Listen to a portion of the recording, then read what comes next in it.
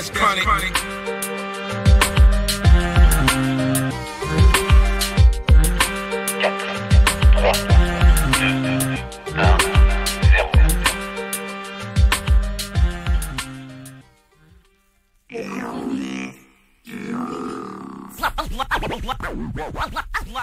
Allez, moteur demandé, silence partout. Action.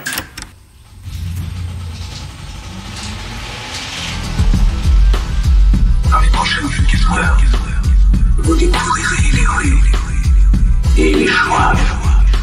Allez trop loin. J'ai RDV avec mon pote piéton, dit la crée à Sarcelles. C'est cool. Le gars sort de chez ses parents et doit me rejoindre chez les miens.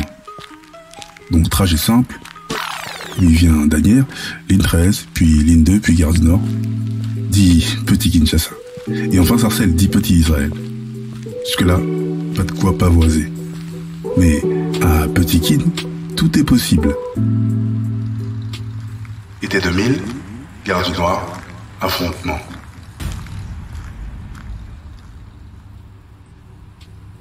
Sur le quai du RERD, piéton sort une Garo tranquille et se met au fond de quai. Il regarde à droite, à gauche et rien, pas de flicaille. Il s'allume son Marlboro rouge sang et plonge son regard dans le vide. Au même moment, un homme de corpulence anormal le dépasse. Le gars se retourne et se rapproche de lui. Piéton sent comme une ombre qui plane au-dessus de lui. Je dirais même une éclipse. Il lève automatiquement la tête, une fois puis une autre, car le mec mesure au moins 1m95 et lui que 1m65. Et alors? Et naturellement, le géant lui demande « T'as pas une cigarette ?» Ce qu'il ne sait pas encore, c'est que la craie, dit aussi le radis, est très généreux, mais a aussi un humour au 6e degré. Quand on ne connaît pas l'humour de Gaspard Proust, vaut mieux éviter de le provoquer.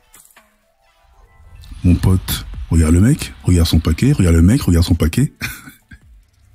Et dit, ah, tu veux le prix? Le prix c'est 5,50 €.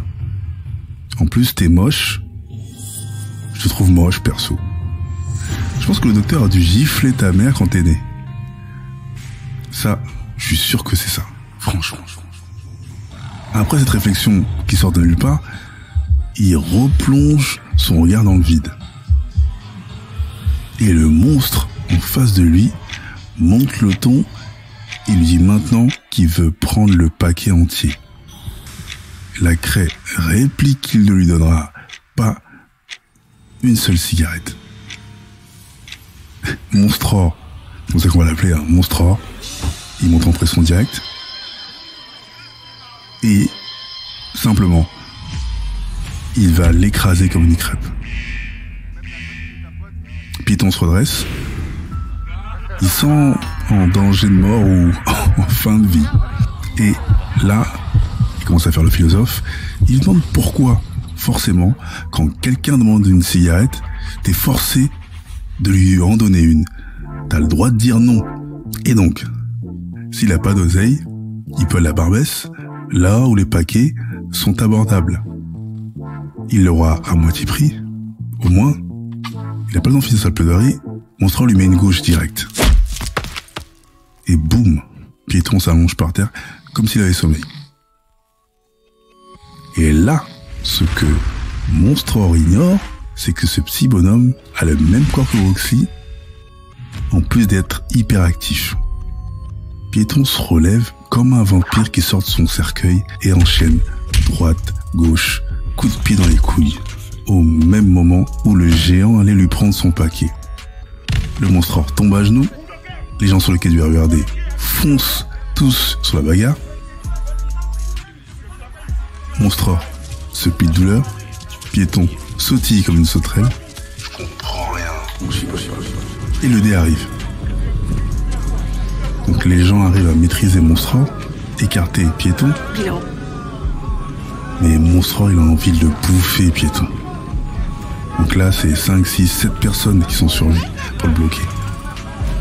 Et là, Piéton, il a la lèvre en sang, la pommette gauche un peu gonflée.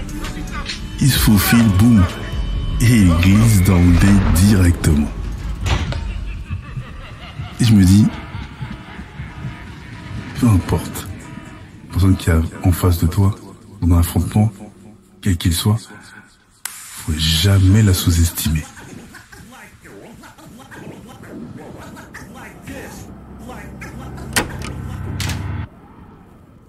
Exclusive hot new mix.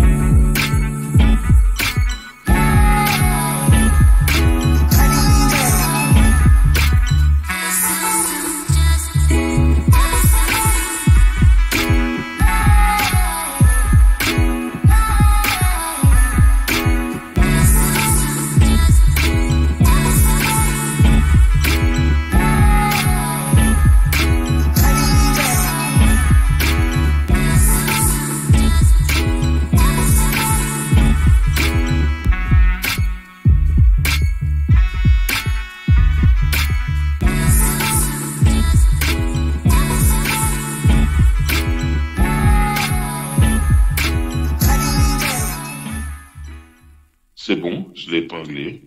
Bah, je vais te dire la vérité, chronique du gouffre. Attends. Coupé. Très bien.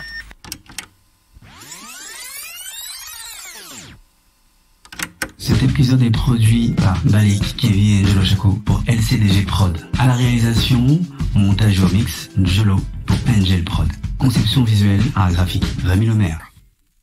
Chronique du gouffre. Chronique du gouffre.